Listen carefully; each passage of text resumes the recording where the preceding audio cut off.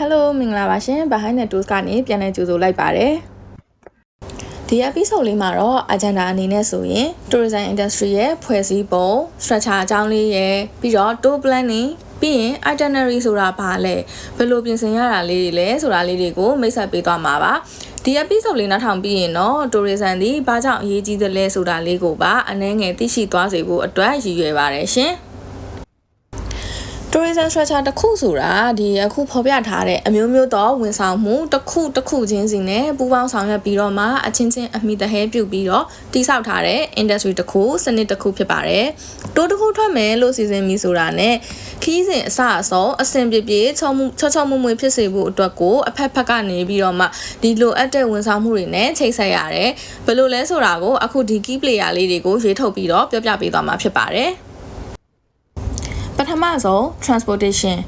ဘာနဲ့သွားမှာလဲလေယာဉ်လားကားလားကားဆိုရင်ဘယ်လိုကားမျိုးနဲ့သွားမှာလဲအဲ့ဒါဆိုရင်ကောဒီဘယ်လိုကားမျိုးနဲ့သွားရတာကတက်တာဖြစ်မလဲဒီအဲ့ဒါလူအရေးအတွက်ပုံမူတည်ပြီးတော့ပေါ့နော်လေယာဉ်ဆိုရင်လည်းလေယာဉ်ကအဲ့ဒါသွားမယ်ရက်အရာဒီရက်ကာလအပိုင်းခြားပေါ့နော်အဲ့လိုမျိုးဆိုရင်ဘယ်အချိန် flight နဲ့အဆင်ပြေမလဲအဲ့ဒီ flight တွေရောရှိရလားအဲ့ဒါတွေအတွက်ဒီ car rental တွေ ticket တွေနဲ့ချိတ်ဆက်ရမယ် now accommodation အတူချုပ်ပြောရရင်တော့နားလဲလွယ်အောင်ပြောရရင်တော့ဒါ hotel ပေါ့နော်ဘယ်လိုနေရာမှာနေမလဲအခုလက်ရှိသွားမဲ့ဧည့်သည်ကဘယ်လိုနေရာမျိုးနဲ့အဆင်ပြေမလဲအဲ့ပုံမှာမူတည်ပြီးတော့ကိုကဆုံးဖြတ်ပေးရမှာဖြစ်တဲ့အတွက်ဒေသခံ hotel တွေနဲ့ဆက်သွယ်ရမယ်ပြီးရင်ခီးစဉ်တခြားအစားအသောက်အတွက်ပေါ့နော်ဧည့်သည်တွေကတက်လို့တမားတွေပါလားအရင်တော့ကိုနဲ့တော်ထားဘူးသားဧည့်သည်ဆိုလို့ရှိရင်သူတို့ကမစားတဲ့အသားတွေခြေလေးချောင်းချောင်းတာတွေအဲ့လိုမျိုးတွေရှိလားအဲ့အမျိုးတွေပေါ်မှာမူတည်ပြီးတော့သူတို့နဲ့ကိုက်ညီမဲ့ရိုးရအစားအသောက်ရတာမျိုးလေးရစေနိုင်ဖို့အဲ့လိုမျိုးရအောင်စီစဉ်ပေးဖို့အတွက်ဒီဒေသခံရဲ့စားသောက်ဆိုင်တွေကိုရှာရပြီနောက်တစ်ခါခီးစဉ်မှာပါဝင်မဲ့လေပတ်မဲ့နေရာတွေအတွက်လက်မှတ်တွေဝင်ကြေးတွေစုံစမ်းရမယ်အဲ့မှာတကယ်တော့ attraction ticket နဲ့ entrance fees ကတိတ်မကွာဘူးဒါပေမဲ့အတုံးနှုံးလေးအနေနဲ့ပေါ့နော်ဘယ်လိုကွာခြားချက်လေးရှိလဲဆိုတာကိုပြောပြပေးခြင်းလို့တက်ခွဲထားရပါရှင်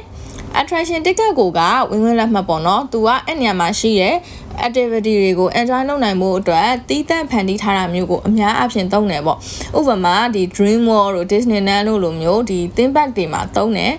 entrance fees ကကြတော့တဘာဝအတိုင်းရှိနေတဲ့နေရာတွေကိုဒီတတ်မှတ်ထားတဲ့ဝင်ကြေးပေးပြီးတော့လေပတ်တာမျိုးကိုသုံးတယ်ဥပမာပန်းချံတို့ဖယားတို့ဒီ national park တွေပေါ့နော်အဲ့လိုမျိုးတွေမှာဒီရှေးဟောင်းယဉ်ကျေးမှုနဲ့သက်ဆိုင်တဲ့နေရာတွေလိုမျိုးတွေအတွက်လည်းသုံးကြတာများတယ်ဒါကသိရင်ရပါတယ်ဒီတိုင်း knowledge အနေနဲ့ပြောပြတာပါ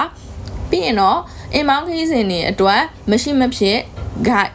သူတို့ကို face of country လို့လည်းခေါ်တယ်ပေါ့နော်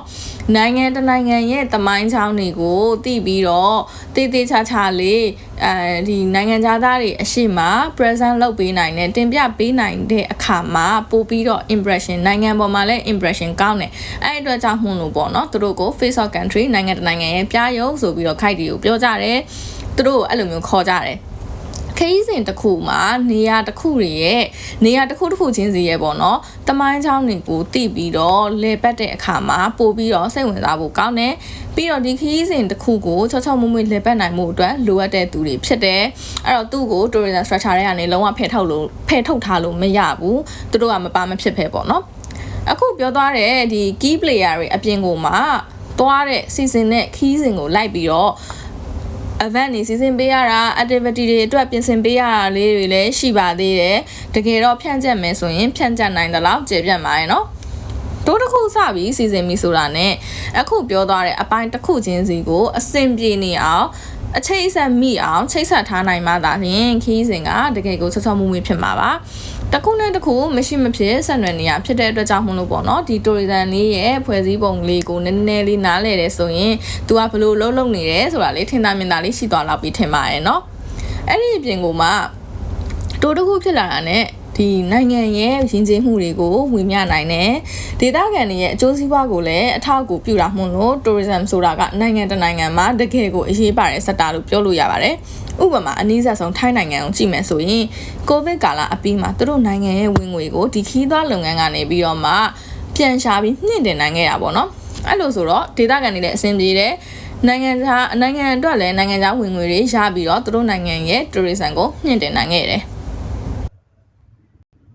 အဲ့တော့ structure အကြောင်းလေးပြောပြီးသွားပြီဆိုတော့ tour planning tour တစ်ခုစီစဉ်တာနဲ့ဘာတွေကပါဝင်နေရမလဲဘာတွေကလိုအပ်လဲဆိုတာကိုဒီသိနေရမယ် sales သမားတွေအတွက်တကယ်ကိုအရေးကြီးတယ်ဘာလို့လဲဆိုရင်ဧည့်သည်နဲ့ဓာတ်ရိုက်ပြောဆိုဆက်ဆံရတဲ့အခါမှာဧည့်သည်သိချင်တာကိုဖြည့်ပေးနိုင်မှုအတွက်လိုအပ်တယ်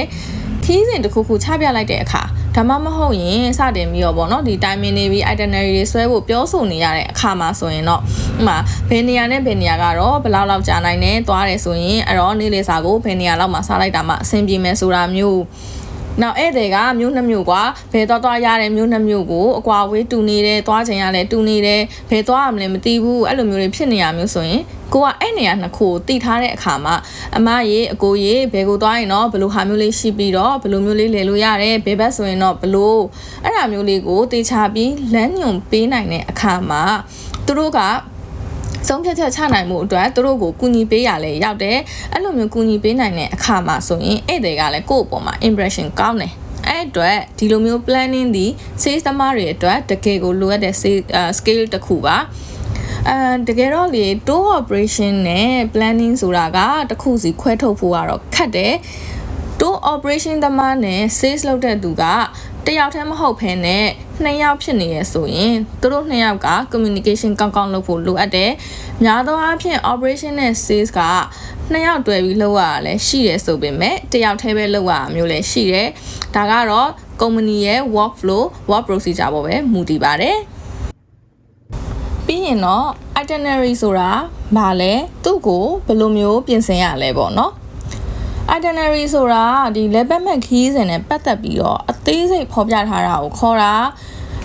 တရက်ချင်းစီလက်ပတ်မဲ့နေရာတွေလေကြောင်းလိုင်းတွေ